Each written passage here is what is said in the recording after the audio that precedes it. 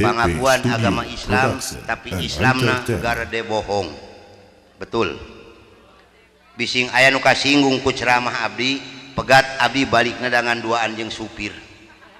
Demi Allah ulah boro-boro sajengkal nepi ka maut penting ayeuna demi Allah abdi ridho lillahi taala asal maut ngabelaan agama Islam. Nah sebabna kalau disebutkeun Islamna garde bohong. Matak Islam nu hadir penting ayeuna teu beda Islamna jeung kalengkongguan. Apal kana kalengkongguan? Naon eusina? Kue, biskuit.